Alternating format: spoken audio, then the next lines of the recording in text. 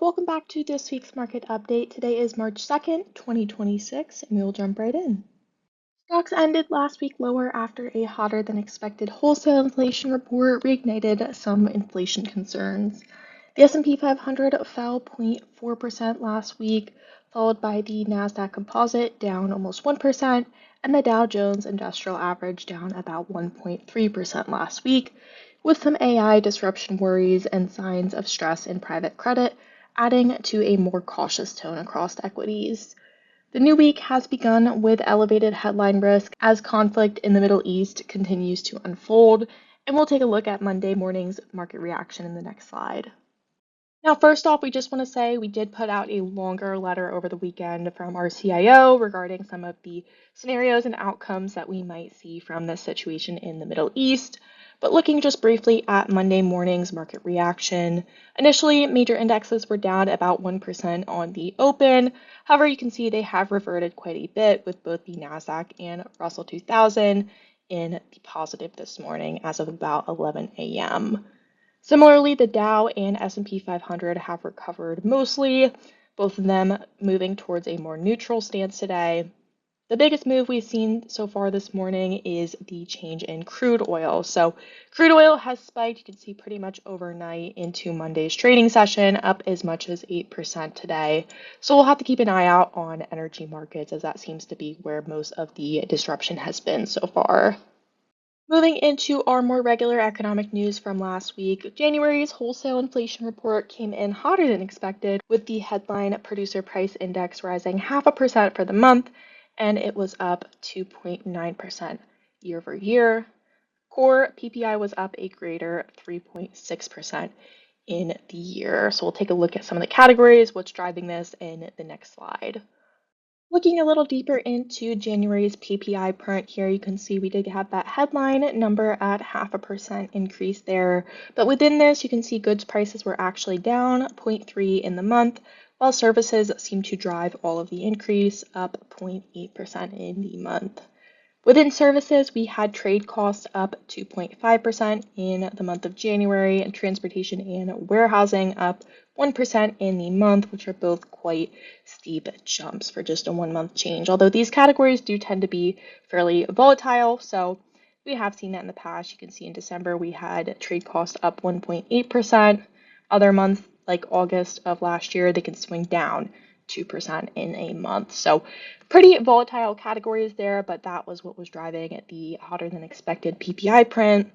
Now, the good news is it is not a broad-based, hotter than expected increase there. It is very concentrated in these two categories.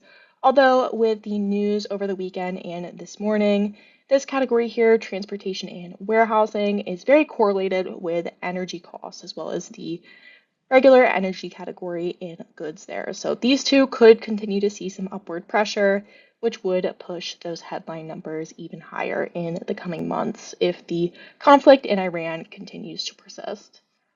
Moving along in our week, we also got consumer confidence, which improved slightly in February, driven primarily by improved expectations for the months ahead. While the present situation index did slip modestly here, the expectations index rose by about double that amount, which led the overall consumer confidence index higher. Perceptions of current labor market conditions improved slightly, and expectations for business and employment conditions 6 months out became less negative. So that was some of the driving forces behind the better consumer confidence print. Although overall confidence levels remain relatively subdued, you can see both are well below the pre-pandemic levels here. February's improvement was a welcome development for economists hoping for that stable Goldilocks soft landing scenario. Taking a quick look at where initial claims stand as well, it's been relatively uneventful from week to week in this data point, but looking at last week's here for the week ending February 26th, came in slightly below expectations at 212,000, slightly higher than the prior week, but remaining in a very healthy range there. With claims still low but non-farm payroll growth running below the long-term averages, overall the data is reflecting a labor market where layoffs remain really contained, yet hiring has cooled. Workers appear to be staying in their current roles longer, and the premium associated with job hopping has narrowed quite a bit relative to previous years. Last but not least, in news of corporate earnings, last week NVIDIA reported quarterly results that beat expectations on both top and bottom lines, with earnings up more than 80% from a year ago. The strong results were not enough to calm a very fragile market backdrop, as investors remain focused on the sustainability of AI-related capital spending and the longer-term monetization trends within the industry.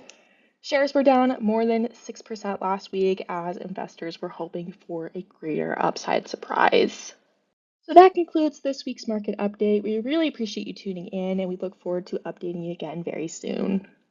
The information you have heard is the view of Synergy Asset Management as of the date of publication. These views and opinions are subject to change without notice. Investors should not act on any recommendation, express or implied, or information in this material without obtaining specific advice from their financial advisors and should not rely on information herein as the primary basis for their investment decisions. Information contained herein is based on data obtained from publicly recognized sources and is believed to be reliable and is not expected to be updated after initial publication. This information has not been independently verified, and Synergy makes no representations or warranties as to its accuracy.